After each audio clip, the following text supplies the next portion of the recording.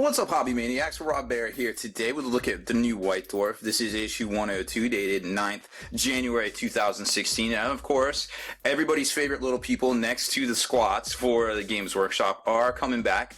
The Duardin, or Duardin, whatever you want to call them, potato.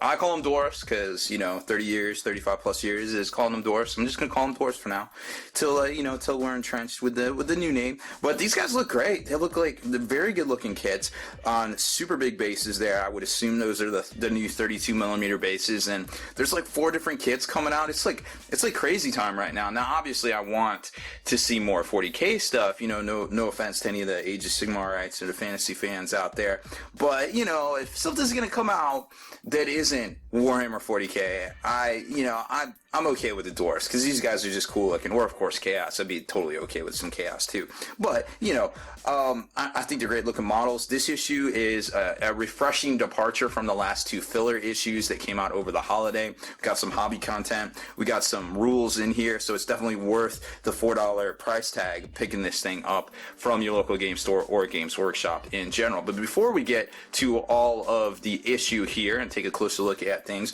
I would like to invite you to stay in the trenches. Make sure you subscribe to this YouTube channel, check out the blog, spikybitsblog.com, and of course head on over to thelongwar.net. That's the home of the battle reports for exclusive content, early access videos, and more. Become a veteran of the Long War today. You might also notice there's a little logo up here in the corner for our Patreon.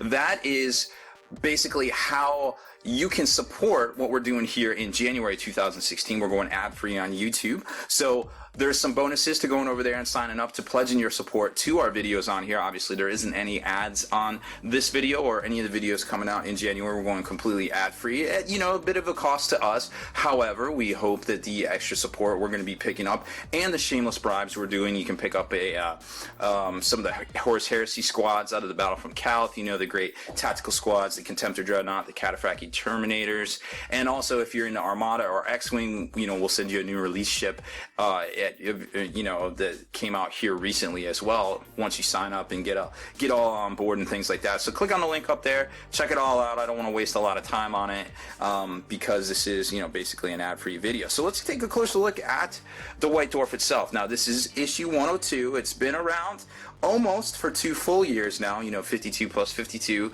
Going to the weekly issues will be 104, so 2 more issues technically will be the 2nd anniversary of the new 2 weekly format from Games Workshop for the White Dwarf. So in here we got the new releases, which takes up a lot of space, but there is a paint splatter article which shows you how to paint the dwarves. The Lodges of Fire Slayers, basically breaking it down. There's a big fold out kind of insert, kind of centerfold. War Scrolls as well. There's 4 different ones for these guys. Then you got basically some art and things like that for the Fire Slayers. I'm sure they will have their own book coming out here soon as well. That's just usually how these things go. Then they continue in their series on a New Year, New Army on the Tyranids this time. I think last week it was the Adeptus Mechanicus as well as the Nurgle side from Age of Sigmar, but I think they didn't go Age of Sigmar because all of the dwarf stuff in here. And then they just kind of recap things and go over a few more things like that. There's actually an interesting Forge World preview in here that I want to show you. Not sure if it's going to be out. I guess we'll know about the time this video hits the stand, hits the YouTube there, because as of right now it hasn't popped up on the Forge World news feed. So the Fire Slayers, basically the Dwarven Berserkers of old. They're called Volkite Berserkers, and they look great. They look way better than the old, kind of squat down metal Berserkers from back in the day from Games Workshop. These guys are full of character. They got the plumes, they got the mohawks, they got the weapons, they got the poses, they're doing their thing. They look awesome. These guys, I wish we had these 10 15 years ago, back when I was playing them for Warhammer Fantasy. Now we all know Games Workshop does what they do with their pictures. I mean, there is no way they didn't know, hey, we're going to put these pictures out of these crazy looking huge lava beasts in the background here and nobody's going to see it. They did it on purpose. They wanted to create a hype. I think they're great looking models. I think they can be ported over to a lot of different things.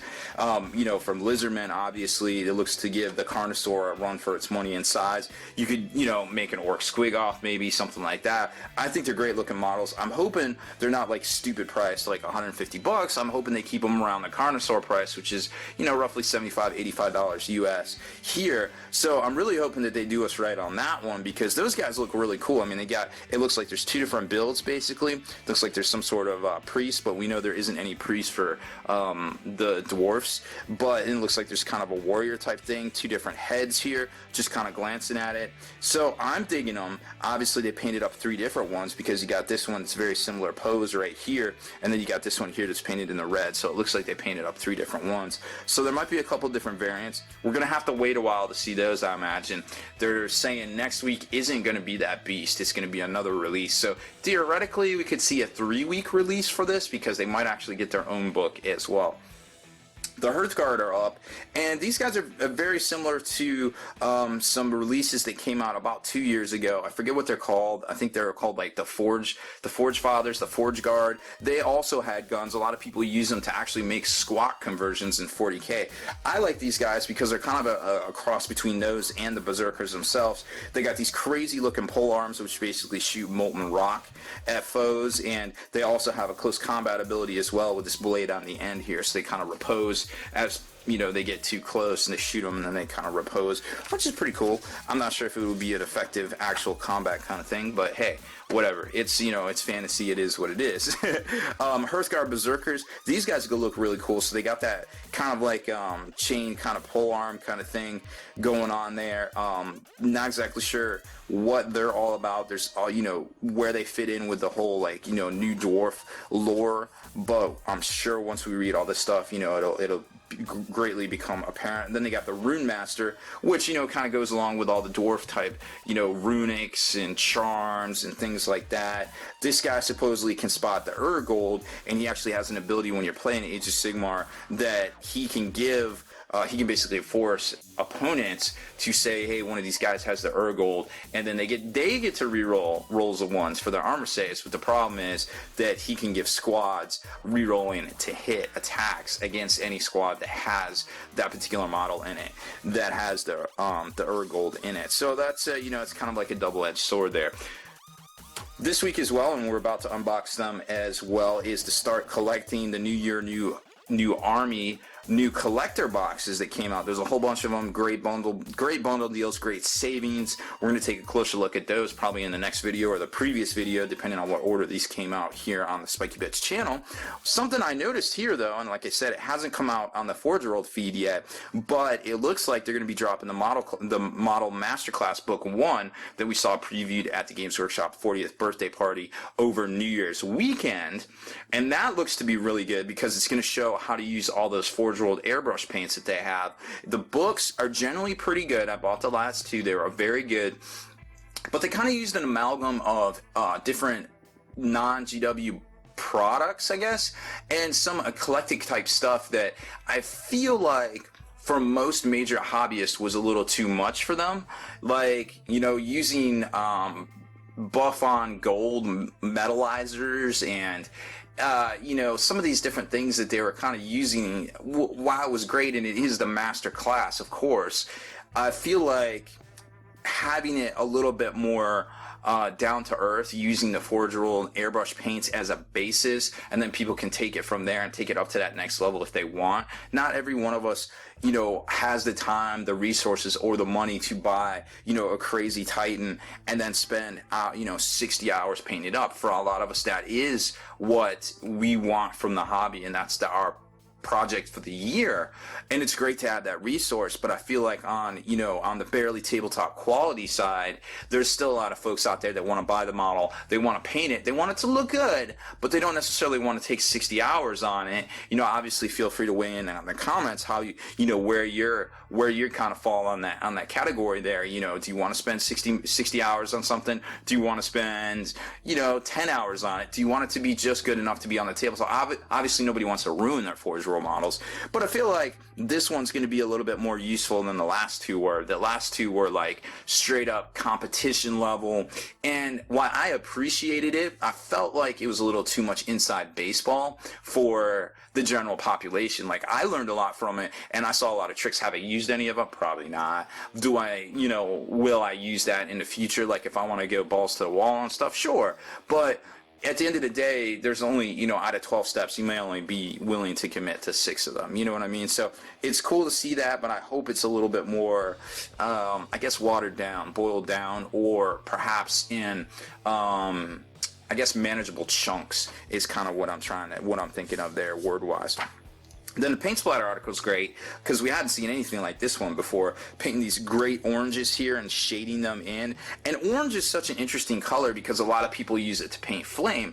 And what flame actually ends up being is flames are usually darker at the tips than at the origin. So it's kind of reverse. You can kind of do this for flame as well, which you can kind of see right here. You know, going towards the top, it gets darker. So if you like this rich kind of reddish purple kind of color here, you could turn that into a flame. This one's more of an orange and yellow. It just kind of depends on what's burning, I feel like, supposedly, you know.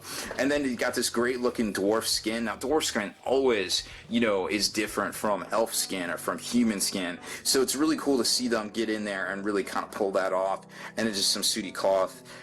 Some runes and things like that, stuff we had seen before metal-wise, but I feel like, you know, the oranges are really cool to see because you can, you know, implement that over to fire dragons, salamanders, and 40k. Obviously, the whole dwarven, you know, motif in Age of Sigmar as well, or you can even do some plumes for like orcs in fantasy. You know, you could even go some of the in chaos on both sides of the ranges. So it's really cool to see, and I think while it isn't quite as useful as some of the other tutorials they've done out there, it's still going to be pretty cool. Now, next week it's saying fiery scales for the teaser, so something tells me that we're going to see those big fire beasts after all, those big lava beasts, whatever they may be there. And then there's this huge pullout, and you can kind of see how the organization of the Fire Slayer Lodge goes. This huge pullout, you've probably seen a lot of these pictures already, where they basically show Archaon, you know, kind of going in and charging in on the forges and trying to get that gold and things like that. Really neat. I think it's a great issue. You know, I haven't said enough good things about it. Then there's a feature in here on the Tyranids themselves. Of course, the rules for all 4 of the kits: the Berserkers, the Hearthguard. You get the Rune Master and the Volkite versions of the Berserkers as well. So I really like what they're doing here. You know, this is a lot of content. Then we got the Invasion Swarm, which we talked about already, and then it gets into just some weekender. You know, just kind of the recap week thing. Here's your new releases right here. So you've got the Hearthguard coming out. They're going to be $40 US. The Volkite Berserkers are going to be $60 US, 10 and 5 miniatures respectively. The Fire Slayer Rune Master, which is what a lot of us think is actually that one that somebody found in one of their Tau army boxes back in November, early November. That guy is coming out, and looks to be $30 US. Then we got the Beast Arises, new Black Library novel, and another Age of Sigmar novel, and the the teaser for next week, the Spawn of Volcantrix, Bearer of the Latchkey, New Year, New Army. So it looks like there's going to be a New Year, New Army feature, so you know, probably be 40k because Age of Sigmar is opposite, being featured as the new release. The Spawn, that could be something to do with, you know, the big scary dragon lizards. Bearer of the Latchkey, no idea. Probably something to do with some of the new Dwarven units there. So apparently Siri heard me across the room talking to her when I'm never talking to her. I don't know. Siri, she's so mean. She never knows what I want. All right, so that's about it for this one. Thanks for hanging in there. Here's a closer look, and we'll zoom in on some of these crazy lava beasts right here. These things are pretty nuts looking, and like I said, it looks like you can kind of assemble them 2 different ways here. You have this one looking kind of forward, and this one kind of looking off to the left. So I'm really excited to see the conversion possibilities for this thing. It looks like the one of the rune priests just kind of sit up on there, and then you got a warrior berserker kind of thing here, all on looks to be the big round bases that Archaon's coming on. So my gut's telling me these things are going to be super expensive, and I don't want to hear it. I don't want to listen to it because I feel like after Archaon, you know, you can only go so high on price on these things right here. So that's it for this one, guys. Thanks for watching my review of the new White Dwarf 102.